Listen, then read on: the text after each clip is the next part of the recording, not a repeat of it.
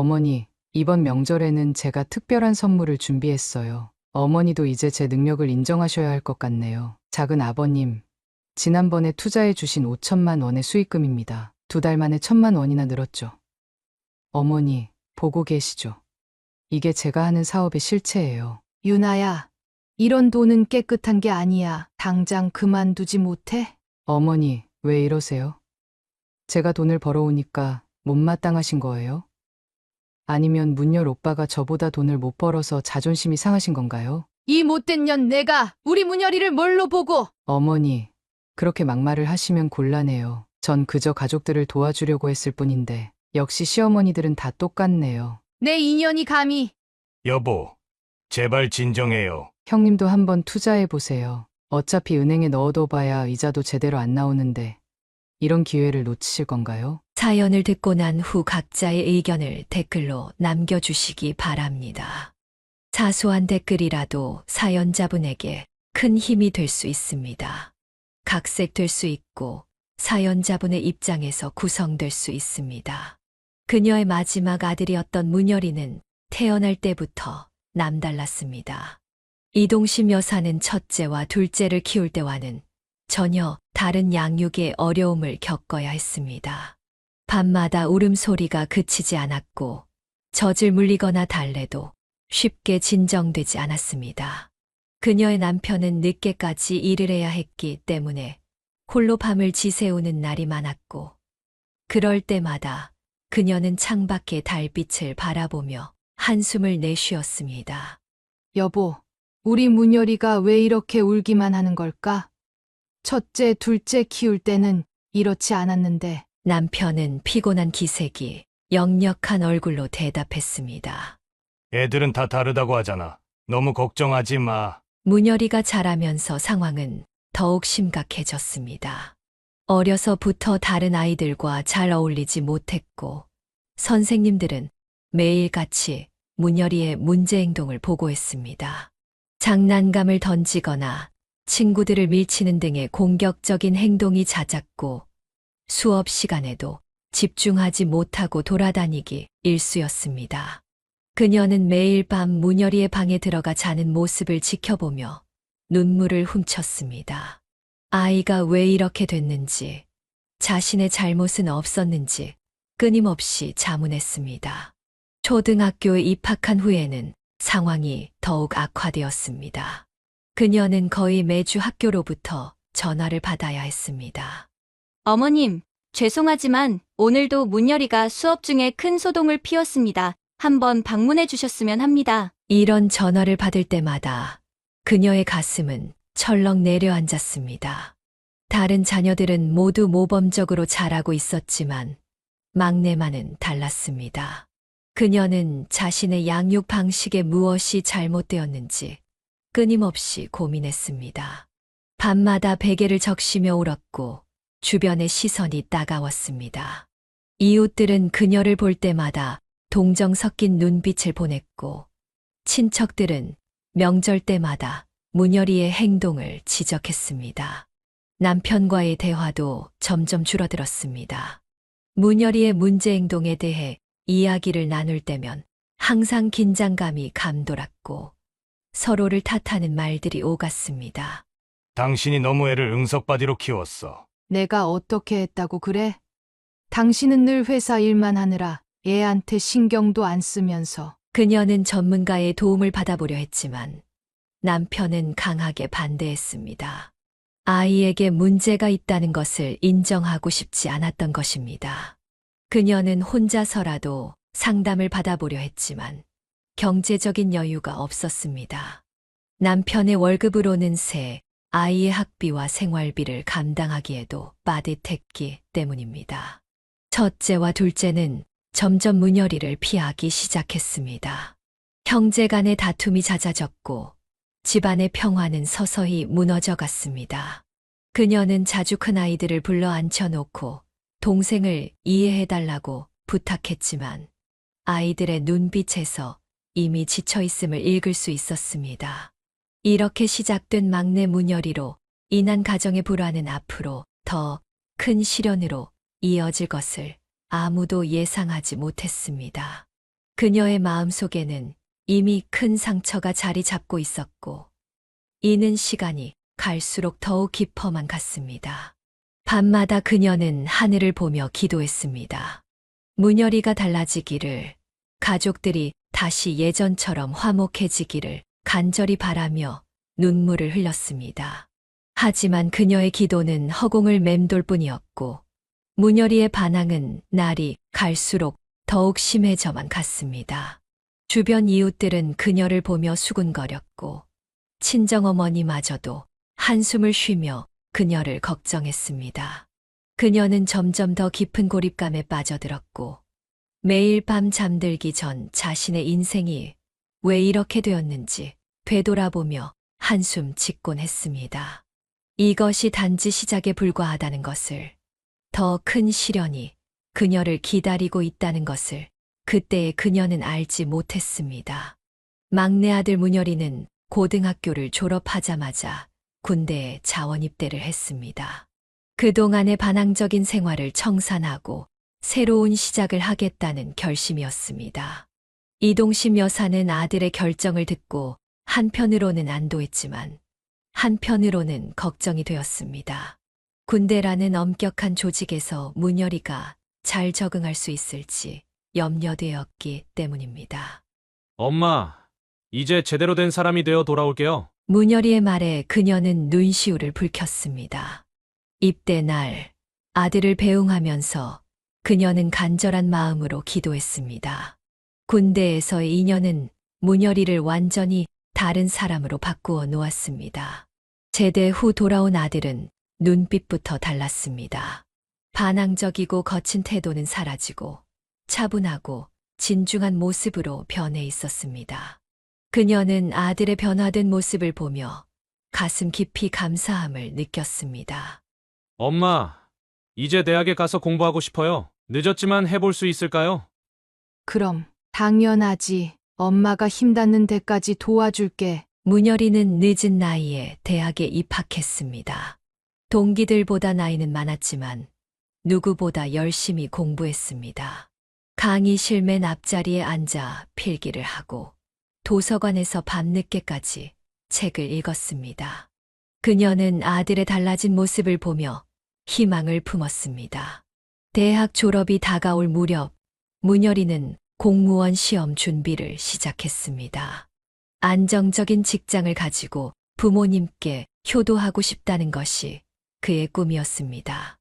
엄마, 이번에는 꼭 성공할 거예요. 그동안 너무 고생하셨잖아요. 하지만 현실은 냉혹했습니다.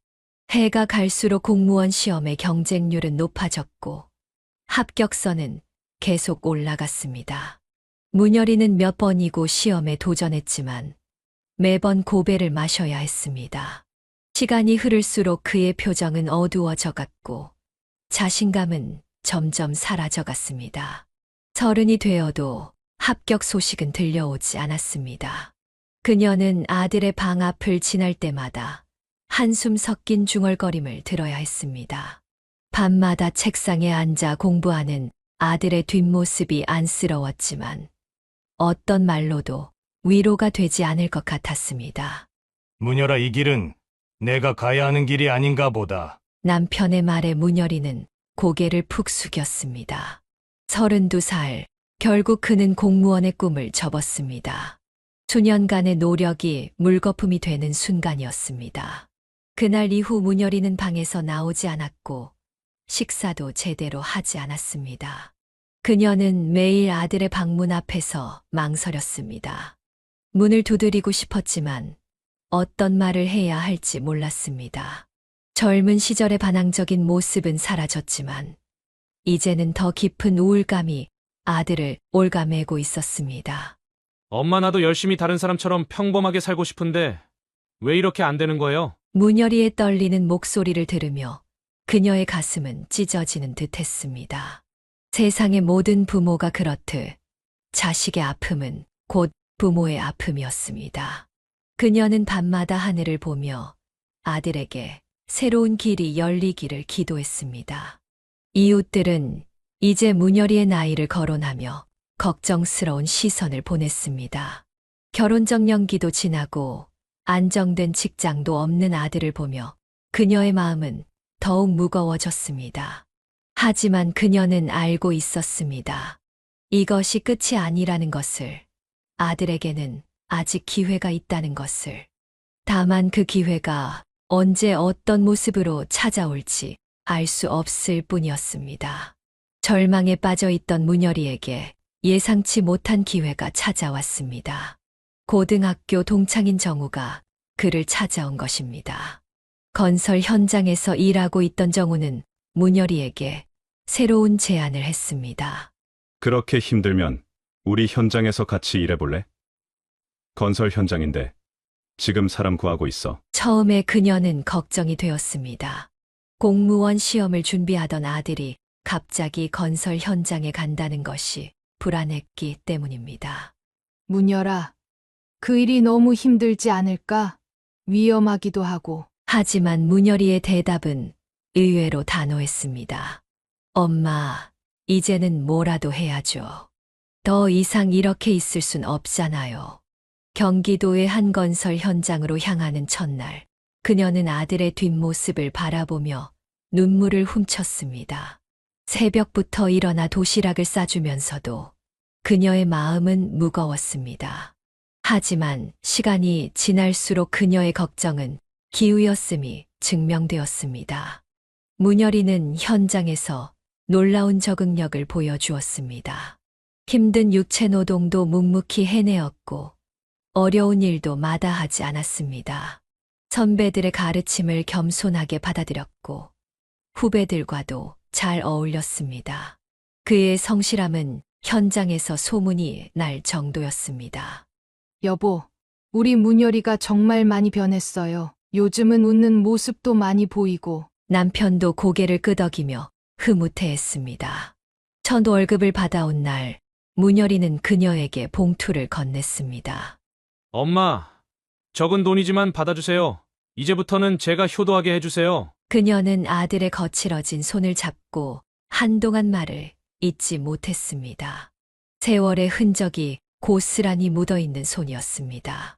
시간이 흐르면서 문열이는 점점 더 성장했습니다. 현장의 일을 빠르게 익혔고 책임감 있는 모습으로 동료들의 신뢰를 얻었습니다. 3년 차가 되었을 때는 작은 팀의 리더로 발탁되었고 5년 차에는 정식으로 팀장 자리에 올랐습니다. 한때 불량 청소년이었던 아들이 이제는 다른 이들을 이끄는 리더가 되어 있었습니다. 안정적인 수입이 생기면서 가정의 분위기도 달라졌습니다. 문열이는 매달 정기적으로 용돈을 드렸고 명절이면 선물도 챙겼습니다. 주말이면 가족들과 함께 외식을 하기도 했고 부모님의 결혼 기념일에는 특별한 여행을 선물하기도 했습니다. 엄마, 아빠 그동안 너무 고생 많으셨죠? 이제는 제가 해드릴게요. 문열이의 말에 그녀는 눈시울이 붉어졌습니다. 이제는 아들을 걱정하는 대신 자랑스러워할 수 있게 되었습니다. 이웃들도 더 이상 동정의 눈길을 보내지 않았고 오히려 부러워하는 시선을 보내기 시작했습니다. 하지만 그녀는 알고 있었습니다. 이 모든 성공이 하루아침에 이루어진 것이 아니라는 것을. 아들이 흘린 땀과 노력, 그리고 포기하지 않은 의지가 있었기에 가능했다는 것을. 매일 새벽 현장으로 향하는 아들의 뒷모습을 보며 그녀는 이제야 진정한 성공이 무엇인지 깨달았습니다. 이제 문열이는 현장에서 없어서는 안 될 중요한 인물이 되었습니다. 후배들은 그를 신뢰했고 동료들은 그를 존중했습니다. 그의 성공 스토리는 현장에서 하나의 전설이 되어 회자되었고 새로 들어오는 직원들에게 귀감이 되었습니다. 그녀는 이제 더 이상 불안해하지 않았습니다. 아들의 미래가 그리고 자신의 노후가 밝다는 것을 확신할 수 있었기 때문입니다. 그녀의 아들 문열이의 인생에 새로운 변화가 찾아왔습니다. 건설 현장 근처 카페에서 우연히 만난 유나는 문열이의 마음을 단숨에 사로잡았습니다. 처음으로 진지한 연애를 시작한 문열이는 매일 밤 그녀에게 전화를 걸었고 퇴근 후에는 데이트를 하며 행복한 시간을 보냈습니다. 엄마, 제가 좋아하는 사람이 생겼어요. 다음에 한번 소개시켜드려도 될까요? 문열이의 말에 그녀는 기쁜 마음으로 고개를 끄덕였습니다. 마흔을 바라보는 나이에 이제야 제대로 된 연애를 시작한 아들이 대견했기 때문입니다. 하지만 처음 유나를 만난 날, 그녀의 마음 한켠에는 알 수 없는 불안감이 자리 잡았습니다. 유나는 첫인상부터 화려했습니다.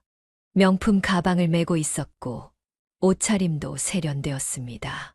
하지만 그녀가 자신을 소개하는 방식이 어딘가 어색했습니다.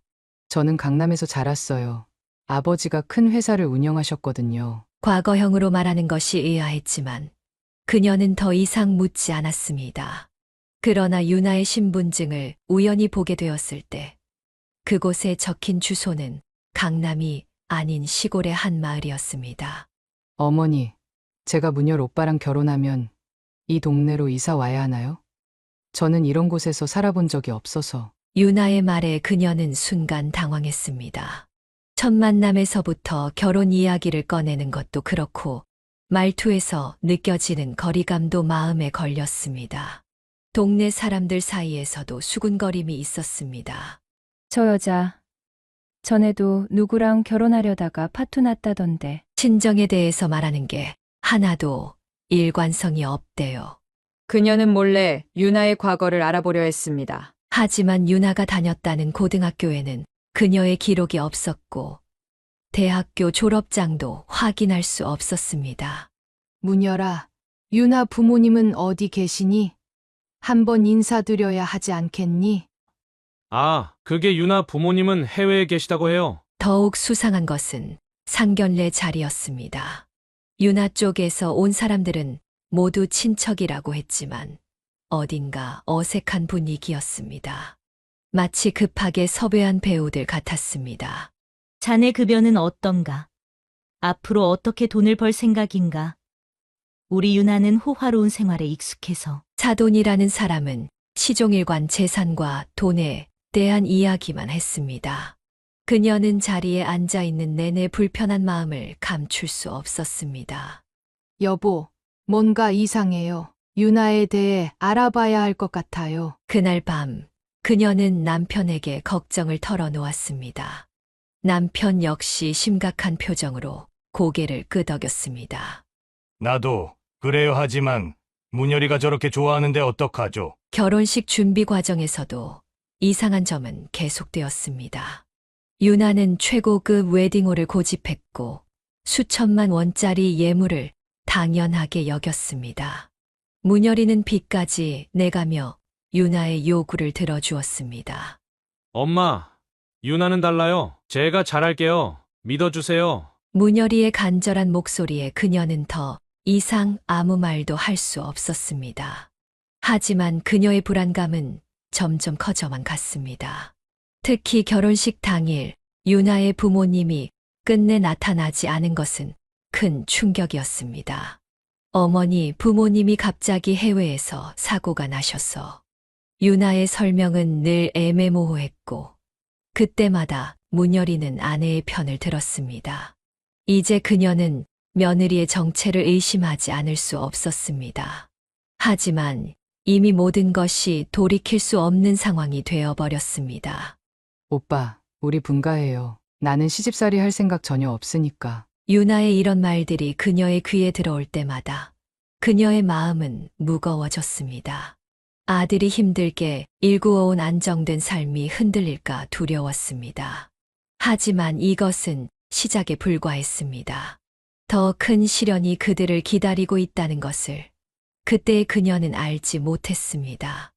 아들의 결혼 생활은 순탄치 않았습니다. 결혼 직후 유나는 자신만의 사업을 하고 싶다며 문열이를 조르기 시작했습니다. 문열이는 그동안 모아둔 적금을 해지하고 대출까지 받아 아내의 옷가게 창업을 도왔습니다. 여보, 내가 꼭 성공할게. 믿어줘서 고마워. 그러나 유나의 옷가게는 3개월을 채 버티지 못했습니다. 매일같이 SNS 인증샷만 찍어대며 실제 장사에는 신경 쓰지 않았고 결국 거액의 빚만 남긴 채 문을 닫아야 했습니다. 그녀는 아들 내외의 상황이 걱정되어 찾아갔지만 유나는 만나주지도 않았습니다. 어머니, 저희가 알아서 할게요. 너무 신경 쓰지 마세요. 한 달 뒤 예상치 못한 변화가 일어났습니다. 빚더미에 올라야 할 유나가 갑자기 최신형 외제차를 몰고 다니기 시작했고 고가의 명품백을 들고 다녔습니다. 그녀는 이상한 낌새를 느꼈습니다. 문열아, 유나가 그 돈은 어디서 난 거니? 엄마, 유나가 주식으로 좀 벌었대요. 걱정하지 마세요. 하지만 유나의 행동은 점점 더 수상해졌습니다. 늦은 밤 수상한 전화를 받고 나가기 일쑤였고 문열이에게 투자 이야기를 자주 꺼냈습니다. 여보, 내가 아는 언니가 소개해준 투자처가 있는데 진짜 대박이래. 우리도 해보자. 오빠, 이번에는 진짜야. 3개월 만에 원금의 3배를 준대. 이런 기회가 어디 있겠어? 문열이는 처음에는 거절했지만 유나의 끈질긴 설득에 조금씩 마음이 흔들리기 시작했습니다. 그녀는 아들의 표정이 흔들리는 것을 보며 불안감이 커져갔습니다. 여보, 뭔가 이상해요. 우리 문열이가 또 사기를 당하는 건 아닐까요? 남편도 심각한 표정으로 고개를 끄덕였습니다. 나도 수상하다 싶어. 내가 한번 알아볼게. 남편이 알아본 결과는 충격적이었습니다. 유나가 연루된 투자는 전형적인 다단계 사기 수법이었습니다. 고수익을 미끼로 사람들의 돈을 끌어모아 포식자처럼 삼키는 수법이었습니다. 그녀는 즉시 문열이를 불러 사실을 알렸습니다. 하지만 문열이는 이미 유나의 말에 넘어가 있었습니다. 엄마, 이번엔 달라요. 유나가 직접 돈을 벌어오는 걸 봤잖아요. 그녀는 아들의 고집센 눈빛을 보며 한숨을 내쉬었습니다. 옷가게 실패로 크게 다친 상처가 채 아물기도 전에 더 큰 위험이 그들을 향해 달려오고 있었습니다. 유나는 이제 자신의 친구들까지 투자에 끌어들이기 시작했고 고액의 현금을 들고 다니는 모습이 자주 목격되었습니다. 이웃들 사이에서도 수군거림이 시작되었습니다. 유나의 갑작스러운 호화로운 생활과 불분명한 돈의 출처에 대해 의심의 눈초리가 쏟아졌습니다. 그녀는 길을 걸을 때마다 이웃들의 시선이 따갑게 느껴졌습니다. 저 집 며느리가 무슨 일을 하는지 알아? 돈이 하루아침에 쏟아진다는데 그러게 말이야, 문열이. 어머님이 얼마나 속상하시겠어. 매일 밤 그녀는 잠을 이루지 못했습니다. 힘들게 일궈온 아들의 성공이 한순간에 무너질까 두려웠기 때문입니다. 더구나 유나가 자주 외박을 하고 귀가 시간이 점점 늦어지는 것도 마음에 걸렸습니다. 문열이는 점점 더 깊이 유나의 말에 현혹되어 갔습니다.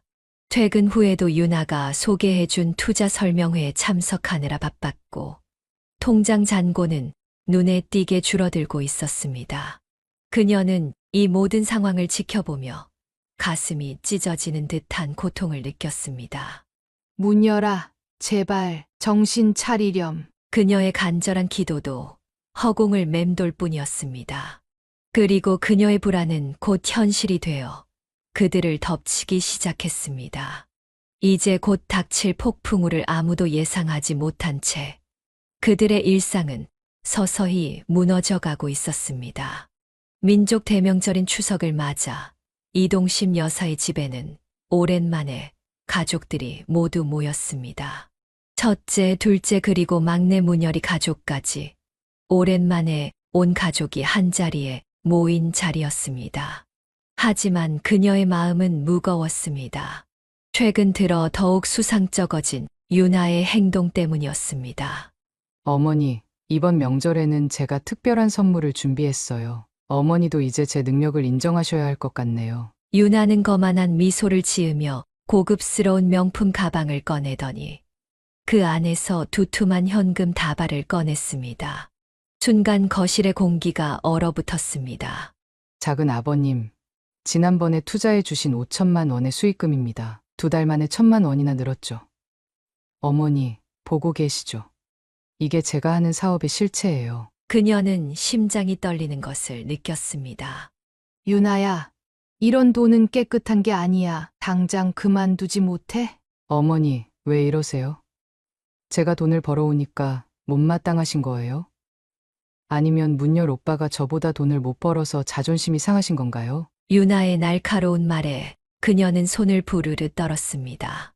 이 못된 년 내가 우리 문열이를 뭘로 보고? 어머니, 그렇게 막말을 하시면 곤란해요. 전 그저 가족들을 도와주려고 했을 뿐인데 역시 시어머니들은 다 똑같네요. 내 인연이 감히. 여보, 제발 진정해요. 남편이 그녀의 팔을 잡았습니다. 형님도 한번 투자해 보세요. 어차피 은행에 넣어둬봐야 이자도 제대로 안 나오는데 이런 기회를 놓치실 건가요? 유나는 마치 미리 준비한 것처럼 투자 설명 자료를 꺼내들었습니다. 이게 다 뭔 돈인지는 말 안 해도 알지? 양심은 있는 거야? 없는 거야?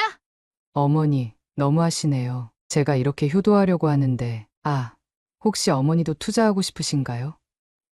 특별히 어머님은 수수료 없이 해드릴게요. 유나의 비아냥거리는 말투에 그녀는 그만 자리를 박차고 일어났습니다. 당신들이 모르는 게 있는데 이런 투자 수익률이 말이 된다고 생각하세요? 정신 차리세요. 그녀의 절규에 가까운 외침에도 유나는 여전히 차분한 미소를 잃지 않았습니다. 어머니, 긍정적으로 생각하셔야죠. 구식 생각만 하시니까 돈을 못 버시는 거예요. 다른 분들은 어떠세요? 3개월만 믿고 맡겨보세요. 유나야, 너 지금 뭐 하자는 거야? 당장 그만둬. 어머님, 소리 지르시면 제가 좀 곤란해지는데요. 전 가족들 다 잘 살게 해주려고 이러는 건데 왜 이렇게 예민하게 구시네요? 문열이는 그저 멍하니 상황을 지켜보기만 했습니다. 그녀는 아들의 무기력한 모습에 가슴이 찢어지는 듯 했습니다. 문열아, 내가 좀 말려봐. 이러다 큰일 날라. 엄마, 유나가 다 계획이 있대요. 이번엔 진짜예요. 그냥 두세요. 어머님은 우리가 잘 되는 걸 못 보시는 분이시니까. 유나의 날카로운 말에 큰 며느리가 끼어들었습니다. 저기 우리도 좀 투자해볼까 하는데 제발 다들 정신 차리세요. 그녀가 절규하듯 외쳤지만 이미 가족들은 유나가 보여준 현금 다발의 유혹에 빠져들고 있었습니다. 어머니, 너무 걱정하지 마세요. 제가 다 책임질 수 있어요. 어머님도 나중에 후회하지 마시고 지금 참여하세요. 유나의 말에는 이미 승리를 확신하는 듯한 오만함이 묻어났습니다. 그녀는 더 이상 자리를 지킬 수 없어 부엌으로 향했습니다. 여보, 우리 이제 어쩌면 좋아요. 가족들이 다 사기를 당하게 생겼어요. 남편은 무거운 한숨을 내쉬었습니다. 나도 막막하네. 경찰에 신고를 해야 하나. 그때 유나의 목소리가 거실에서 들려왔습니다. 자, 투자 계약서 여기 있습니다. 여기 사인만 해주시면 돼요. 원금이 2배가 되는 날, 우리 다 같이 한번 여행이라도 가요. 그녀는 더 이상 듣고 있을 수 없었습니다. 명절날 찾아온 이 악몽 같은 상황에 그녀의 온 가족이 휘말려들고 있었습니다. 하지만 이것은 시작에 불과했습니다. 더 큰 재앙이 그들을 기다리고 있다는 것을 그때 그녀는 알지 못했습니다. 그날 밤 한숨도 자지 못한 그녀는 새벽녘까지 기도를 올렸습니다. 하늘에 제발 우리 가족을 지켜달라고, 이 눈먼 돈의 유혹에서 벗어나게 해달라고 간절히 빌었습니다. 하지만 그녀의 기도가 닿기에는 이미 너무 늦어버린 것일까요? 여보, 이러다가 우리 가족이 다 망하는 거 아닐까요? 남편은 아무 말도 하지 못했습니다. 단 하루 만에 그들의 평화로운 가정이 돈이라는 유혹 앞에서 무너져 내리고 있었습니다. 이제 곧 닥칠 폭풍우를 아무도 예상하지 못한 채 그들의 명절은 그렇게 끝이 났습니다. 집안은 이제 완전히 둘로 갈라졌습니다. 유나의 투자를 믿는 측과 의심하는 측으로 나뉘어 매일같이 긴장감이 감돌았습니다. 특히 둘째 아들 문영이는 어머니의 편에 서서 적극적으로 반대했습니다. 엄마, 이건 100% 사기예요. 제가 은행에서 일하면서 이런 수법수도 없이 봤다니까요. 그래, 너라도 정신 차려서 다행이다. 하지만 남편과 다른 자식들의 생각은 달랐습니다. 유나가 보여준 현금 다발의 유혹이 너무나 강했던 것입니다. 여보, 우리도 노후 준비가 필요하지 않소. 이런 기회가 다시 올 것 같소. 아버지까지 이러시면 어떡해요? 제발 정신 차리세요. 가족 모임에서도 이제는 서로 등을 돌리고 앉았습니다. 한 식탁에서 밥을 먹으면서도 찬소리가 내린 듯한 침묵이 이어졌습니다. 어머니, 왜 자꾸 저를 의심하세요? 전 진심으로 가족들 다 잘 살게 해주고 싶은데. 유나야, 내가 우리 가족을 망치려고 작정한 거지? 어머님, 그렇게 말씀하시면 상처받아요. 다른 분들은 다 저를 믿어주시는데. 문열이는 이런 가족들의 다툼 속에서 점점 더 깊은 고민에 빠져들었습니다. 아내를 믿고 싶은 마음과 어머니의 걱정을 무시할 수 없는 마음이 충돌했습니다. 문열아, 내가 좀 말려야지. 이러다 우리 가족이 다 망하면 어쩌려고 그러니? 엄마 근데 유나가 보여준 수익이 진짜긴 하잖아요. 둘째 아들 문영은 결국 성질을 터뜨리고 말았습니다. 제발 좀 정신 차려. 이건 폰지 사기라고. 초기 투자자들한테만 수익 주고 나중엔 다 떼먹고 도망간다니까. 하지만 이미 큰아들 부부는 상당한 자금을 투자한 상태였습니다. 그들은 이제 자신들의 선택을 정당화하기에 급급했습니다. 너 은행에서 일한다고 내가 제일 잘 아는 줄 아나 본데. 요즘은 새로운 투자 방식이 많아 오만하게 생각하지 마. 맞아. 너무 낡은 생각만 하지 마. 유나가 우리한테 거짓말할 리가 없잖아. 그녀는 이런 모습을 보며 눈물을 훔쳤습니다. 돈이라는 것이 이렇게 무섭구나. 가족의 신뢰가 이렇게 쉽게 무너질 수 있구나 하는 생각에 가슴이 아팠습니다. 여보, 제발 당신이라도 정신 차리세요. 우리 평생 모은 돈인데. 당신은 왜 자꾸 부정적으로만 생각해? 유나가 우리 며느리인데 우리를 속이겠소? 매일 밤 그녀는 잠들지 못했습니다. 창밖의 달빛을 바라보며 한숨만 내쉬었습니다. 이제는 식구들과 마주 앉아 식사를 하는 것조차 힘들어졌습니다. 한편 유나는 이런 가족의 분열을 즐기기라도 하듯 더욱 화려한 생활을 이어갔습니다. 매주 새로운 명품백을 들고 다녔고 고급 레스토랑에서 호화로운 모임을 가졌습니다. 어머니, 제가 이번에 새로 산 백이에요. 어머니도 하나 사드릴까요? 이런 유나의 말에 그녀는 이제 대답조차 하지 않았습니다. 단 한 번의 대답이, 한마디의 말이 또다시 가족 간의 다툼으로 이어질 것이 뻔했기 때문입니다. 그녀는 이제 매일 밤 악몽에 시달렸습니다. 꿈에서조차 가족들이 돈 때문에 서로 헐뜯고 싸우는 모습이 나타났습니다. 그리고 그 꿈은 곧 현실이 되어가고 있었습니다. 그녀는 이제 곧 닥칠 더 큰 재앙을 예감했습니다. 하지만 그 재앙의 실체가 무엇인지, 어떻게 막아야 할지 알지 못했습니다. 그저 눈앞에서 무너져가는 가족을 바라볼 수밖에 없었습니다. 그리고 결국 큰 사건이 일어났습니다. 그것은 평범한 일요일 아침에 일어난 일이었습니다. 그녀가 막 아침 준비를 하고 있을 때 현관 밖에서 격한 소리가 들려왔습니다. 이동심 씨 계십니까? 저희 돈 어떻게 할 거예요? 당장 나와 보세요. 문을 열자 10여 명의 사람들이 분노한 표정으로 서 있었습니다. 그들의 얼굴은 하나같이 지쳐 있었고 눈에는 절박함이 가득했습니다. 제 전 재산 5억을 유나 씨한테 맡겼는데 이제 연락이 안 돼요. 어떻게 된 거예요? 저는 은행 대출까지 받아서 넣었다고요. 이자 내야 하는데 어떡하죠? 그녀는 그 자리에서 그만 주저앉고 말았습니다. 피해자들의 이야기를 들을수록 유나의 사기 수법은 치밀했습니다. 처음에는 1,000만 원을 투자했는데 정말 2달 만에 2천만 원으로 불렸어요. 그래서 저는 은행 대출을 받아서 5천만 원을 더 넣었죠. 저도 비슷해요. 처음에는 작은 돈으로 시작했다가 점점 더 큰 돈을 넣게 만들었어요. 그녀는 떨리는 손으로 문열이에게 전화를 걸었습니다. 문열아, 지금 당장 집에 와야겠다. 1시간 후 거실에는 피해자들이 가득 앉아 있었습니다. 문열이는 멍한 표정으로 그들의 이야기를 들었습니다. 당신 와이프가 저한테는 새벽 3시에 전화해서 특별히 당신만 VIP로 모시겠다고 했어요. 그래서 전세금을 다 뺐다고요. 저는 아픈 아들 수술비로 모아둔 돈을 다 넣었어요. 이제 어떡하죠? 피해자가 수백 명에 달한다는 사실이 밝혀졌습니다. 유나는 체계적으로 피라미드식 사기 구조를 만들어 놓았던 것입니다. 초기 투자자들에게는 실제로 수익금을 지급하며 신뢰를 쌓았고 그들이 주변에 소문내게 만들었습니다. 어머니, 저는 정말 몰랐어요. 문열이의 얼굴은 참담했습니다. 그는 아내가 저지른 일의 실체를 이제야 깨달은 것 같았습니다. 그때 문열이의 전화가 울렸습니다. 발신자 표시에는 유나라고 떠 있었습니다.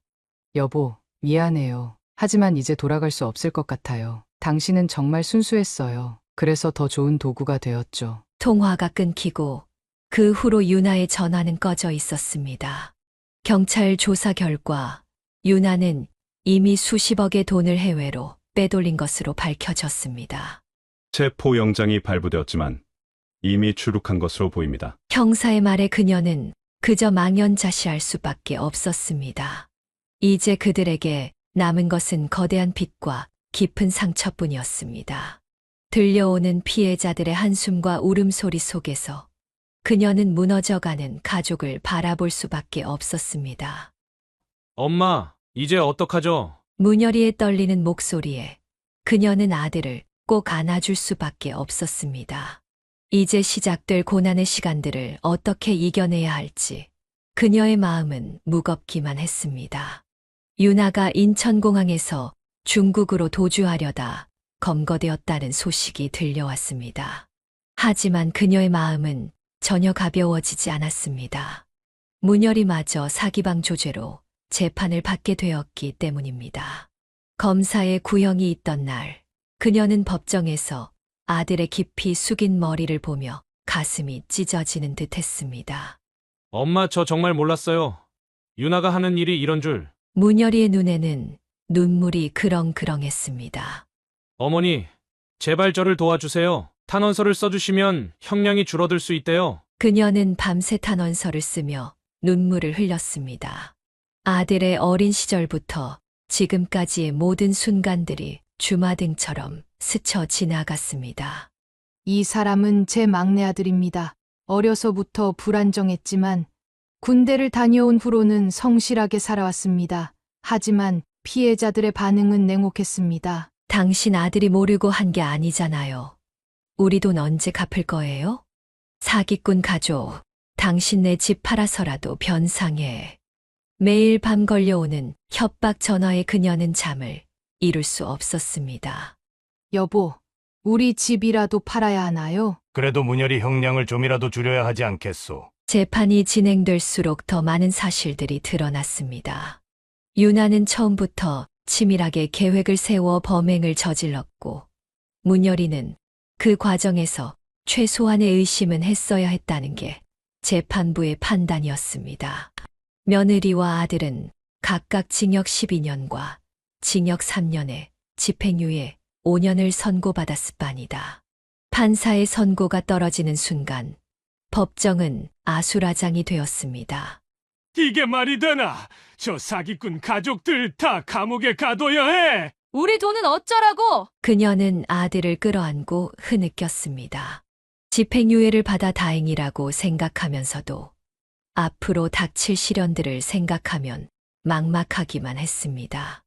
엄마, 죄송해요. 정말 죄송해요. 이제 그들 앞에는 피해 변제라는 더 큰 산이 놓여 있었습니다. 수십억에 달하는 피해 금액을 어떻게 갚아야 할지 그녀의 마음은 무거워만 갔습니다. 문열이의 징역 3년에 집행유예 5년이라는 판결이 내려졌지만 그의 마음 속에는 이미 감옥이 만들어져 있었습니다. 그는 더 이상 밖으로 나가지 않았고 방 안에서만 생활했습니다. 매일 밤 악몽에 시달렸고 자신이 저지른 일에 대한 죄책감으로 괴로워했습니다. 엄마, 저 때문에 우리 가족이 이렇게 됐잖아요. 제가 어떻게 밖에 나갈 수 있겠어요? 그의 방에는 피해자들의 명단이 붙어 있었습니다. 그는 매일 그 명단을 보며 한 사람 한 사람의 이름을 되뇌었습니다. 그들의 눈물과 한숨, 절망적인 표정이 그의 뇌리에서 떠나지 않았습니다. 김영수님 전세금 5천만 원, 이명희님 수술비 3천만 원. 밤이면 그는 컴퓨터 앞에 앉아 피해자들에게 사과 편지를 썼습니다. 하지만 보낼 용기는 없었습니다. 수백 통의 편지가 컴퓨터 폴더에 쌓여갔습니다. 제가 정말 몰랐다는 게 변명이 될 수 있을까요? 그래도 의심했어야 했는데. 이동심 여사는 아들의 자책하는 모습을 보며 가슴이 찢어졌습니다. 매일 아침 문열이의 방 앞에 맛있는 반찬을 놓아두었지만 대부분 그대로였습니다. 문열아, 이제 그만 나오렴. 엄마랑 밥 먹자. 죄송해요, 엄마. 전 밥 먹을 자격도 없어요. 그러던 어느 날, 한 피해자가 찾아왔습니다. 문열이는 떨리는 마음으로 그를 맞이했습니다. 사장님, 정말 죄송합니다. 하지만 예상과 달리 그 피해자는 문열이를 위로했습니다. 당신도 피해자라는 걸 이제야 알았어요. 그 여자가 얼마나 교묘하게 모든 걸 계획했는지 당신의 순수함을 이용해서. 이 만남을 계기로 문열이는 조금씩 변화하기 시작했습니다. 자책하기만 했던 그는 이제 피해 복구를 위해 무엇을 할 수 있을지 고민하기 시작했습니다. 엄마, 제가 일을 해야겠어요. 피해자분들께 조금이라도 돌려드려야. 그는 매일 새벽 인력사무소로 나가기 시작했습니다. 어떤 일이든 마다하지 않았습니다. 공사장에서 벽돌을 나르고 막노동을 하면서도 불평하지 않았습니다. 이제야 제가 진짜 일을 하는 것 같아요. 예전에는 그저 쉽게 돈을 벌었다고 생각했는데. 번 돈의 대부분을 피해자들에게 조금씩 나누어 보냈습니다. 액수는 적었지만 그의 진심이 통했는지 일부 피해자들은 그를 이해하기 시작했습니다. 문열 씨, 당신이 이렇게 노력하는 걸 보니 우리도 힘이 나네요. 집행유예 기간 동안 그는 완전히 다른 사람이 되었습니다. 더 이상 남들의 눈치를 보며 움츠러들지 않았고 당당하게 자신의 잘못을 인정하고 그것을 바로잡으려 노력했습니다. 이제는 제가 뭘 해야 할지 알 것 같아요. 누군가를 속이는 게 아니라 정직하게 살아가는 거예요. 그의 변화는 가족들에게도 큰 힘이 되었습니다. 특히 이동심 여사는 아들의 진정성 있는 모습에 새로운 희망을 보았습니다. 문열아, 내가 이렇게 성장할 줄은 몰랐구나. 하지만 그는 여전히 유나의 그림자에서 완전히 벗어나지는 못했습니다. 가끔 텔레비전에서 그녀의 재판 소식이 나올 때면 그의 손은 떨리기 시작했습니다. 저 사람이 정말 내 아내였던 건가? 5년이라는 시간이 지나고 마침내 그의 집행유예 기간이 끝났습니다. 이제 그는 법적으로는 자유로운 몸이 되었지만 마음속의 족쇄를 풀기 위해서는 아직도 갈 길이 멀었습니다. 이제 새로운 시작이에요. 더 이상 과거에 얽매이지 않고 앞으로 나아갈 거예요. 그럼에도 불구하고 멈추지 않는 빚쟁이들의 협박과 끊임없는 독촉 전화의 큰아들 문석은 결국 한계에 다다랐습니다. 그의 전 재산 7억을 모두 잃었을 뿐만 아니라 은행 대출금까지 더해져 감당할 수 없는 빚더미에 올랐기 때문입니다. 엄마, 저 이제 더 이상 못 살겠어요. 그날 밤 문석의 이상한 문자를 받은 그녀는 가슴이 철렁 내려앉았습니다. 엄마, 죄송해요. 하지만 이게 최선인 것 같아요. 제가 사라지면 보험금이라도 나올 테니 그걸로 빚을 좀이라도 갚으세요. 그녀는 즉시 문석의 집으로 달려갔습니다. 현관문은 잠겨 있었고 안에서는 가스 냄새가 새어나왔습니다. 문석아, 당장 문 열어. 제발 이러지 마. 필사적으로 문을 두드리는 그녀의 눈에서는 눈물이 멈추지 않았습니다. 아들아, 제발 엄마가 다 책임질게. 문 좀 열어봐. 신고를 받고 출동한 경찰과 소방관들이 문을 부수고 들어갔을 때 문석은 이미 의식을 잃은 상태였습니다. 빨리 산소 마스크 가져오세요. 아직 맥박이 있습니다. 다행히 문석은 목숨을 건졌지만 이 사건은 가족들에게 큰 상처를 남겼습니다. 특히 문석의 아내는 시어머니를 원망했습니다. 어머니, 왜 동서 안 말렸어요? 이럴 줄 알았으면 저희도 투자 안 했을 텐데. 얘야, 내가 이제 됐어요. 저희 부부는 따로 살기로 했어요. 시댁 식구들이랑 더는 얽히고 싶지 않네요. 문석의 아내는 그렇게 말을 남기고 병실을 나갔습니다. 그녀는 아들의 창백한 얼굴을 바라보며 주저앉고 말았습니다. 내가 이러려고 너희들을 키웠나? 병원 복도에서 울부짖는 그녀의 모습을 본 의료진들은 그저 안타까운 눈길로 바라볼 뿐이었습니다. 퇴원 후 문석은 더 이상 예전의 모습이 아니었습니다. 한때 당당하던 큰아들은 이제 그림자처럼 희미한 존재가 되어버렸습니다. 매일 밤 악몽에 시달렸고 작은 소리에도 놀라 떨었습니다. 엄마, 저 이제 어떡하죠? 아내도 떠나고 애들 얼굴도 볼 수 없게 됐어요. 그녀는 무너져가는 큰아들을 바라보며 가슴이 찢어지는 듯 했습니다. 하지만 이것은 시작에 불과했습니다. 피해자들의 분노는 날로 거세져 갔고 이제 그들은 더욱 과격한 방법으로 돈을 요구하기 시작했습니다. 그러던 어느 날 교도소에서 천면회가 허락된 날이었습니다. 그녀는 떨리는 마음으로 유나를 마주했습니다. 한때 화려하던 며느리는 이제 푸른 수의를 입은 채 초췌한 모습이었습니다. 어머니, 제가 할 말이 있어요. 유나의 목소리는 여전히 차분했습니다. 마치 모든 것을 계획한 듯한 말투였습니다. 사실 제가 숨겨둔 돈이 있어요. 해외 계좌에 50억 정도요. 그녀는 순간 숨이 멎는 것 같았습니다. 유나는 말을 이어갔습니다. 하지만 조건이 있어요. 제 형량을 줄여주셔야 해요. 제 탄원서도 써주시고 선처를 호소해주세요. 그러면 제가 숨겨둔 돈이 있는 곳을 알려드릴게요. 내가 아직도 분노가 차올랐지만 한편으로는 희망이 보였습니다. 50억이면 피해자들에게 일부라도 돌려줄 수 있을 것 같았습니다. 집으로 돌아온 그녀는 가족들을 불러 모았습니다. 유나의 제안을 전하자 가족들 사이에서 다시 한번 격렬한 논쟁이 벌어졌습니다. 엄마, 또 속으시려고 해요? 그 사기꾼 말을 어떻게 믿을 수 있어요? 둘째 아들 문영이 강하게 반대했습니다. 하지만 이게 우리의 마지막 기회일 수도 있잖아. 피해자들한테 조금이라도 돌려줄 수 있다면. 문열이는 희미한 희망을 보았습니다. 결국 그녀는 탄원서를 쓰기로 했습니다. 밤을 새워가며 정성스럽게 글을 썼고 유나의 반성하는 모습을 강조했습니다. 재판부에 제출된 탄원서는 받아들여졌고 유나의 형량은 12년에서 10년으로 감형되었습니다. 자, 이제 약속대로 계좌 정보를 알려줘. 하지만 유나의 대답은 충격적이었습니다. 미안해요.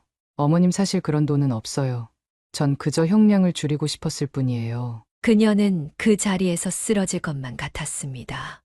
유나는 마지막까지 그들을 농락한 것이었습니다.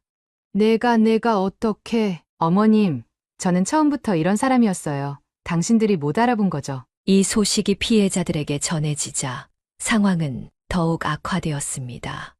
우리를 2번이나 우롱하다니! 이제는 끝장을 보자! 피해자들은 더욱 과격해졌고 이제는 그녀의 가족들의 직장까지 찾아가 행패를 부렸습니다. 엄마, 저희가 이제 어떻게 살아야 하죠? 문열이는 완전히 절망에 빠졌습니다. 이제 그에게 남은 것은 아무것도 없었습니다. 아내는 사기꾼이었고 그의 인생은 완전히 망가져 버렸습니다. 그녀는 밤마다 하늘을 보며 한숨을 쉬었습니다. 유나의 마지막 배신은 그들에게 치명적인 상처를 남겼습니다. 이제 그들에게는 정말로 아무런 희망도 남지 않은 것 같았습니다. 하지만 그녀는 알고 있었습니다. 이대로 포기할 수는 없다는 것을. 자식들을 위해서라도 다시 일어나야 한다는 것을. 비록 그 길이 얼마나 험난할지 모르지만 그녀는 다시 한번 힘을 내기로 했습니다. 깊은 한숨과 함께 그녀는 결단을 내렸습니다. 30년 넘게 살아온 집을 팔기로 한 것입니다. 남편과 문열이는 강하게 반대했습니다. 여보, 우리가 어디로 가란 말이오? 이 나이에. 엄마, 안 돼요. 그건 정말. 하지만 그녀의 결심은 확고했습니다. 이대로는 안 돼. 우리가 피해 입힌 사람들한테 조금이라도 돌려줘야 해. 매물로 내놓은 집은 생각보다 빨리 팔렸습니다. 아파트 값이 폭락한 상태였지만 그녀는 더 이상 망설일 시간이 없었습니다. 집을 팔아서 피해 보상을 하신다고요? 피해자들 사이에서 술렁임이 일었습니다. 일부 피해자들은 그녀의 진정성에 마음을 열었지만 여전히 분노에 차 있는 이들도 많았습니다. 겨우 이 정도로 때우려고? 우리가 잃은 건 이것보다 훨씬 많다고! 이래도 성인은 인정해줘야 하지 않겠어? 그녀는 이제 월세 단칸방에서 살기 시작했습니다. 평생을 모아온 재산을 모두 정리했지만 피해액의 절반도 채우지 못했습니다. 어머니, 제가 이런 줄 알았다면. 문열이는 매일 밤 어머니의 손을 잡고 울었습니다. 그녀는 아들의 머리를 쓰다듬으며 말했습니다. 울지 마. 엄마가 다시 일어설 거야. 넌 그저 옆에서 지켜만 봐. 그녀는 60이 넘은 나이에 노인복지관 식당에서 일하기 시작했습니다. 무거운 냄비를 들고 뜨거운 설거지를 하는 일이 힘들었지만 그녀는 포기하지 않았습니다. 그만하시죠. 연세가 있으신데. 아니에요. 제가 할 수 있어요. 하루 종일 일하고 받는 급여는 빚을 갚기에는 터무니없이 부족했습니다. 하지만 그녀는 매달 조금씩이라도 피해자들에게 돈을 보냈습니다. 어머니, 제발 그만하세요. 제가 일할게요. 안 돼. 너는 새 직장 구하는데 집중해. 엄마가 할 수 있어. 그녀의 헌신적인 모습에 일부 피해자들의 마음이 조금씩 누그러들기 시작했습니다. 여사님이 저렇게 고생하시는데 우리도 좀 기다려줘야 하지 않겠습니까? 그래도 저 나이에 저러고 계시는데. 하지만 육체노동은 그녀의 건강을 급속도로 악화시켰습니다. 결국 어느 날 그녀는 복지관 주방에서 쓰러지고 말았습니다. 어머니, 제발 일어나세요. 병원에 실려간 그녀는 일주일간 의식불명 상태였습니다. 의사는 과로가 원인이라고 했습니다. 그녀가 입원해 있는 동안 뜻밖의 소식이 들려왔습니다. 일부 피해자들이 모여 합의안을 제시한 것입니다. 여사님의 진정성을 봤습니다. 우리가 요구하는 금액을 좀 낮추는 게 어떨까요? 맞습니다. 이제 더 이상 고생시키지 말자고요. 병실에서 이 소식을 들은 그녀의 눈에서는 눈물이 흘렀습니다. 비록 작은 진전이었지만 그녀의 희생이 헛되지 않았다는 증거였기 때문입니다. 엄마, 이제 제가 어머니 목까지 하겠습니다. 제발 쉬세요. 문열이는 어머니의 손을 잡고 굳게 다짐했습니다. 그의 눈빛은 더 이상 방황하는 젊은이의 것이 아닌 책임감 있는 성인의 것이었습니다. 모든 것이 끝난 줄 알았던 그때 예상치 못한 전화가 걸려왔습니다. 유나의 전 직장 동료라는 여자였습니다. 그녀는 수상쩍을 정도로 침착한 목소리로 말을 이었습니다. 제가 유나 씨가 해외로 빼돌린 돈의 계좌 정보를 알고 있어요. 하지만 이 정보에는 값이 있겠죠. 5천만 원 정도면 될 것 같네요. 둘째 아들 문영은 이 전화를 받고 온 밤을 뜬 눈으로 보냈습니다. 은행에서 10년간 일하며 쌓은 경험으로 그녀는 알고 있었습니다. 해외 계좌를 추적하는 것이 얼마나 위험한 일인지, 그리고 그것이 얼마나 큰 대가를 치러야 하는지를. 이건 불법이에요. 제가 은행 전산망에 불법 접속해서 계좌를 추적하면 발각되면 구속이라고요. 하지만 이게 우리 가족을 살릴 수 있는 마지막 기회잖아요. 제가 할게요. 안 돼, 형. 잘못은 내가 했는데 왜 형이? 하지만 문영의 마음은 이미 정해져 있었습니다. 그날 밤 그는 은행의 보안망을 뚫고 유나의 흔적을 쫓기 시작했습니다. 중국에서 홍콩으로 다시 K만 제도로 이어지는 자금의 흐름을 파악했습니다. 찾았어요. 유나가 숨겨둔 돈이에요. 50억, 전부 여기 있었네요. 하지만 기쁨도 잠시, 다음 날 아침 은행 보안팀에서 연락이 왔습니다. 어젯밤 당신의 계정으로 불법 전산 조회가 있었던데, 이거 설명 좀 해주시겠습니까? 그는 심장이 멈추는 것 같았습니다. 지점장은 그를 불러 엄중하게 경고했습니다. 이건 단순한 징계로 끝날 문제가 아니에요. 형사 처벌을 받을 수 있다고요. 10년 동안 쌓은 당신의 경력이 한순간에 물거품이 될 수 있어요. 집으로 돌아온 그는 가족들 앞에서 울음을 터뜨렸습니다. 엄마, 전 계좌 정보를 찾아냈어요. 하지만 이걸 신고하면 제가 감옥에 갈 수도 있어요. 은행에서도 쫓겨날 거고. 이동심 여사는 둘째 아들의 손을 꼭 잡았습니다. 눈물이 그녀의 주름진 뺨을 타고 흘러내렸습니다. 그냥 모른 척하자. 내 인생을 망치면 안 돼. 엄마가 어떻게 널 감옥에 보내니? 문열이도 형을 말렸습니다. 그래, 형. 우리 그냥 있자. 우리가 다른 방법을 찾아볼게. 하지만 문영이의 결심은 확고했습니다. 그는 가방에서 준비해온 서류를 꺼냈습니다. 아니에요. 이대로 그 돈을 놔두면 우리는 평생 죄책감에 시달릴 거예요. 그리고 그 피해자분들의 눈물을 외면할 수 없어요. 전 자수하겠습니다. 다음 날 아침 그는 경찰서로 향했습니다. 그는 떨리는 목소리로 모든 것을 자백했습니다.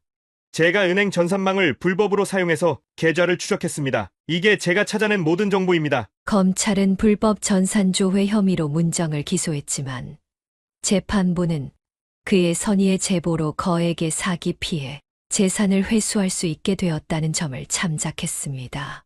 피고인의 행위가 비록 불법이긴 하나 더 큰 정의를 실현하기 위한 것이었음을 고려하여 징역 6월에 집행유예 1년을 선고합니다. 유나의 해외 계좌에서 발견된 50억 원은 모두 피해자들에게 반환되었습니다. 문영은 은행에서 해고되었지만 오히려 가족들은 더욱 단단해졌습니다. 문영아, 내가 우리 가족을 위해 이렇게까지. 엄마, 이제 우리 정직하게 살아요. 더 이상의 거짓말도 숨김도 없이. 피해자들은 이제 더 이상 그들을 찾아와 행패를 부리지 않았습니다. 오히려 몇몇은 문영의 용기에 감동받아 그녀를 돕겠다고 나섰습니다.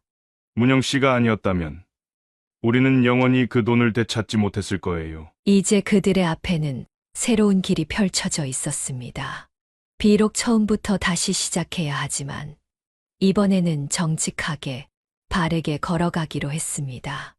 이동심 여사는 이제야 진정한 평화를 찾은 것 같았습니다. 모든 일이 다 끝난 뒤 다시 유나에게 찾아갔습니다.